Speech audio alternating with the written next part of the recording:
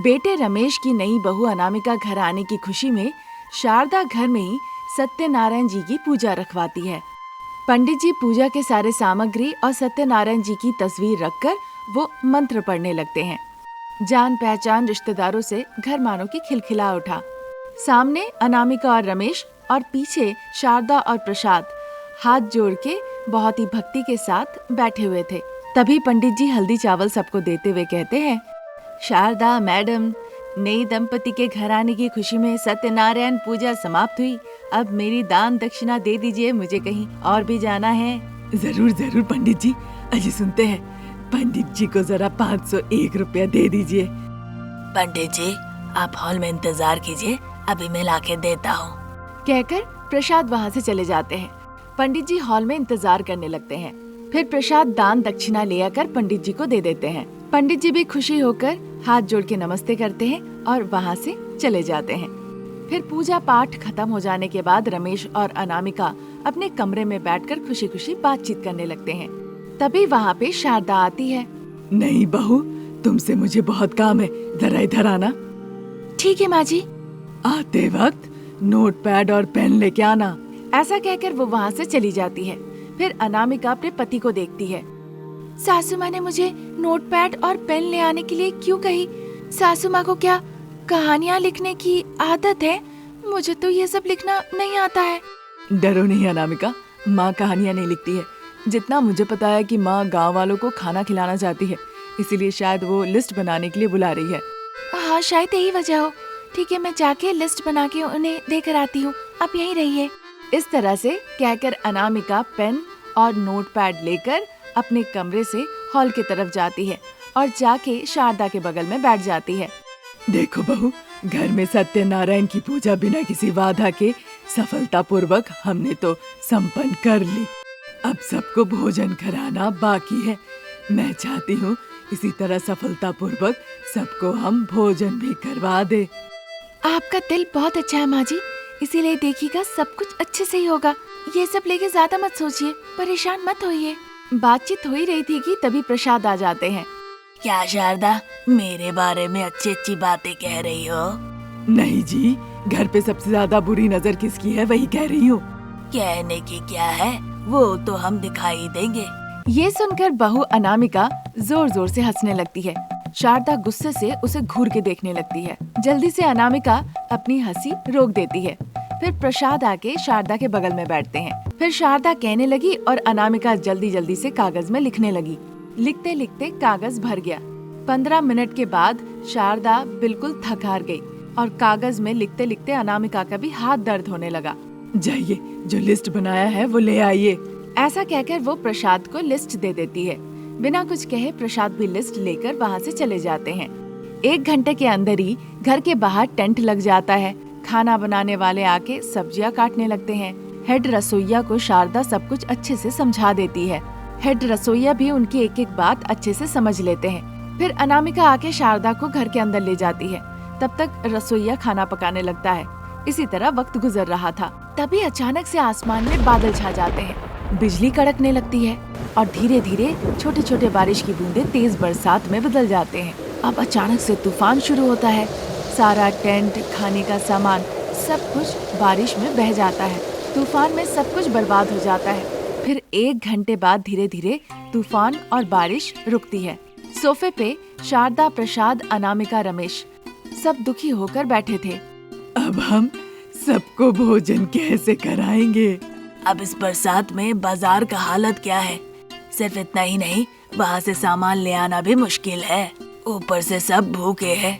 पता नहीं अब हम क्या करें। माँ जी, पिताजी, आप लोग मुझे माफ कर दीजिएगा। मैंने आप लोगों से एक बात छुपाई है। सच बताओ बहू, कौन सी बात? मेरे हाथ मायावी हाथ है माँ जी। जो कुछ भी मैं चाहती हूँ वो मेरे हाथों में आ जाते हैं। अनामिका, अभी मजाक सूझ रहा तुम्हें? मैं मजाक नहीं कर रही हूँ। ये वक्त है क्या मजाक करने का? मैं सच कह रही हूँ। अगर देखना है तो आप लोग सब डाइनिंग टेबल के पास आइए। इस तरह से कह के वो सभी को डाइनिंग टेबल के पास ले आती है और अपने मायावी हाथों को आगे बढ़ाती है। ओ मेरे मायावी हाथ, रिश्तेदारों को खाना खिलाने के लिए जो खाना था वो सब बर्बाद हो गए। अब उन्हें खिलाने के लिए तरह तरह के पकवान चाहिए हमें। जैसे ही अनामिका इस तरह से कहती है, उसके हाथों में तरह तरह के पकवान हाजिर हो जाते हैं। ये देखकर सभी लोग वहाँ पे आश्चर्य हो जाते हैं। फिर एक एक करके सारे पकवानों को लेकर सभी चख के देखते हैं। वो सारे पकवान खाने में बड़े ही स्वादिष्ट थे। ये देखकर सभी बहुत खुश होते हैं और अनामिका की बहुत तारीफ करते हैं। अरे वाह बहू, तुम्हारे इस मायावी हाथों के पकवान तो बड़े ही स्वादिष्ट है। सच में नहीं बहू, आज हमारा सम्मान मिट्टी में मिल जाता अगर तुम्हारे ये मायावी हाथ नहीं होते। शारदा, देर किए बिना जाओ, जाके सभी को खाना खिलाओ। ठीक है जी। ऐसा कहकर शारदा वहाँ से चली जाती है। 15 मिनट के अंदर जो भी रिश्तेदार वहाँ आए थे, सभी के खाने का वो बंदोबस्त कर देती है। और दूसरे तरफ अनामिका, जिसके मायावी हाथ थे, वो दूसरे कमरे में बैठकर अपने मायावी हाथों से तरह तरह के भोजन मंगवा के बड़े बड़े बर्तन भर लेती है। सब कुछ मंगवाती है, जैसे बिरयानी, सब्जी, और वो सारे सब्जी शारदा और प्रसाद सभी को परोस देते हैं। रिश्तेदार भी पेट भर के खाते हैं।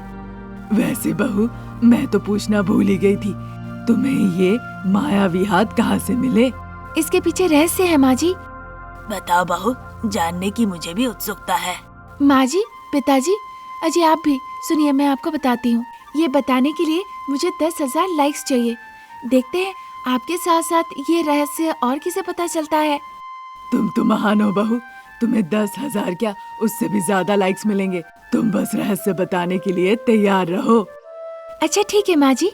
मेरे प्रिय अनामिका के फैंस, रहस्य जानना है तो हमें लाइक करो।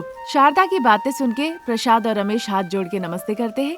अनामिका ये देखकर मुस्कुरा के वहाँ से चली जाती है। तो अगर आप भी जानना चाहते हैं कि अनामिका के मायावी हाथों के पीछे का रहस्य क्या है, तो आप लोगों को लाइक करना होगा। अगले एपिसोड में हम आपको रहस्य बताएंगे। आज यहीं तक, नई कहानी लेके जल्द हाजिर होंगे। नमस्कार।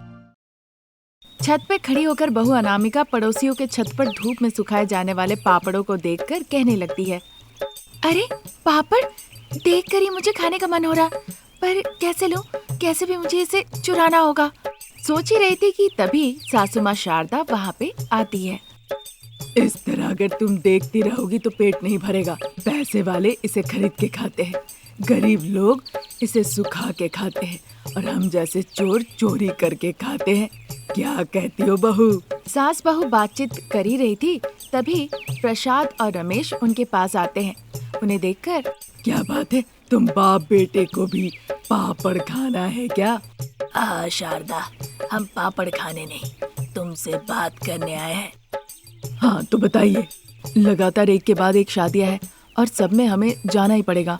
साफ साफ कहिए जरा। तुम सास बहू को अब से नमक, दाल, पापड़, चटनी, चूरन ये सब चोरी करने की जरूरत नहीं। अब से घड़ी, गहने, साड़ी ये सब चोरी करनी होगी, तब तो दोस्तों और रिश्तेदारों के सामने सम्मान बढ़ेगा। हाँ, हमें थोड़ा दिखावा तो करना पड़ेगा। अगर दिखावा ही करना है, फिर माँ जी मेरे हिसाब से तो शॉपिंग मॉल ही हमें लूटना पड़ेगा। शॉपिंग मॉल कैसे लुटे बहू रानी? कोई चॉकलेट है या माचिस का तिल्ली कि उठाए और बैग में रख लिए? शॉपिंग मॉल है बहू। तुम सास बहू अगर चाह ली ना तो जान लो कुछ भी असंभव नहीं है। तुम लोग चोरी करोगी ना तो पुलिस भी आके तुम्हें पकड़ नहीं सकती। ऐसा कहकर प्रसाद और रमेश वहाँ से चले जाते हैं। फिर सास बहू छत पर ही परिकल्पना करने लगी। फिर काफी देर सोच विचार करने के बाद उन दोनों ने मिलके एक प्लान बनाया। फिर एक दिन जब करीबन 11 बज चुके थे, तब सास बहू रेडी हो जाती है और दोनों शॉपिंग मॉल के लिए निकल जाती हैं। फिर शॉपिंग मॉल को देखती है, वो काफी बड़ा मॉल था। माँ जी, मुझे बहुत डर लग रहा है। डरो नहीं बहू, हम पहली बार थोड़ी चोरी कर रहे हैं। पहली बार तो नहीं, पर इससे पहले हमने छोटी छोटी चीजें चोरी की है। पहली बार हम इतने बड़े शॉपिंग मॉल को लूटने आए हैं माँ जी। अरे बहू, 2 दिन पहले ही हमने लूटने की इतनी परिकल्पना की, तुम सब भूल गई क्या? नहीं माँ जी, मुझे तो सब याद है। अगर अभी आप पूछेंगी भी तो मैं एक एक करके सब बताने को तैयार हूँ। नहीं, कहने की जरूरत नहीं, तुम बस कर दो, वही मेरे लिए काफी होगा। पहले दोनों इस तरह से बातचीत करती है, फिर बड़े से शॉपिंग मॉल को देखकर हाथ जोड़ के कहने लगती है, हे हनुमान जी, हमें धैर्य, शक्ति, ताकत देना। रक्षा करना। इस तरह विनती करके वो दोनों शॉपिंग मॉल की तरफ जाती है। सास बहू जब चल के जा रही थी तभी उन्हें एक घड़ी की दुकान दिखती है। फिर सास बहू एक दूसरे को देखने लगती है। आंखों ही आंखों में इशारा करके वो दोनों घड़ी की दुकान में जाती हैं। सीसी कैमरा को देखे बिना ही पहले वो मालिक को देखने लगती हैं। आइए आइए, आप लोगों का चेहरा तो बहुत चमक रहा है। लगता है पहली बार आए हैं। आज की बहू नहीं लगता आपके हाथों ही होगी। मेरी बहू के लिए थोड़ी महंगी घड़ियां जरा दिखाइए। वो तो मैं दिखा दूंगा, पर किस रेंज में चाहिए? दाम चाहे कितने भी क्यों ना हो, पर वो महंगी और अच्छी दिखने में चाहिए। ठीक है मैडम। ऐसा कहकर वो घड़ियां दिखाने लगता है। शारदा अनामिका खुश होकर उन घड़ियों को देखने लगती हैं।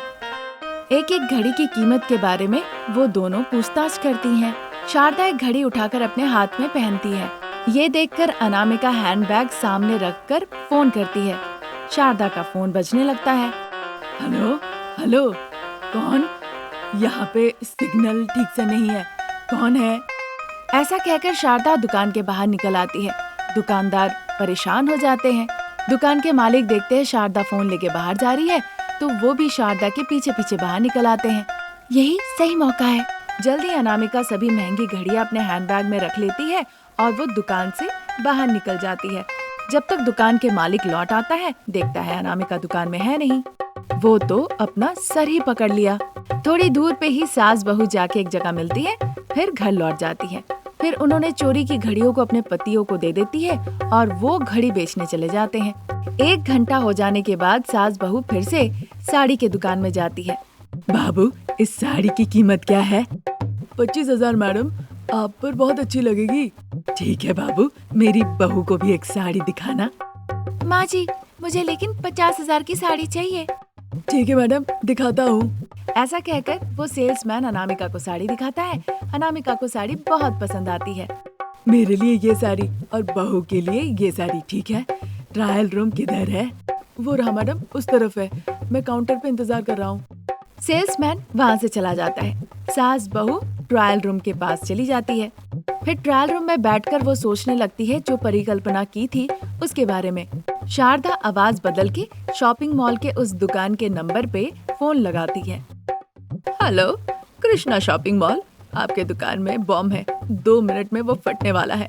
ऐसा कहकर वो फोन काट देती है। ये सुनकर दुकान के मैनेजर डरते हुए, दुकान के अंदर किसी ने बॉम्ब रखा हुआ है, जल्दी दुकान खाली कीजिए, बाहर निकलिए।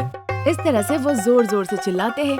दुकान के अंदर के सारे लोग डर के मारे वहाँ से बाहर भागने लगते हैं। सास बहू भी उसी भीड़ में घुस जाती है और वहाँ से बाहर निकल जाती है। 1 घंटा विश्राम करती है, फिर नकली पैसे लेकर वो गहनों की दुकान में जाती है। आइए आइए मैडम, आप लोगों का हमारे दुकान में बहुत स्वागत है। हमें जरा गहने दिखाइए। ऐसा कहकर वो पैसों का बंडल दुकान के मालिक को दिखाती है। गहनों के दुकान के मालिक उत्साहित होकर उन्हें गहने दिखाने लगते हैं। सास बहू सोने के गहने लेकर पैसों का बंडल दुकान के मालिक को दे देती है। इज्जतदारों की तरह सास बहू नमस्ते कहकर वहाँ से चली जाती हैं। फिर सास बहू चाबी समेत वहाँ पे एक स्कूटी खड़ी देखती है। फिर देर न किए बिना वो स्कूटी लेकर सास बहू वहाँ से फरार हो जाती है।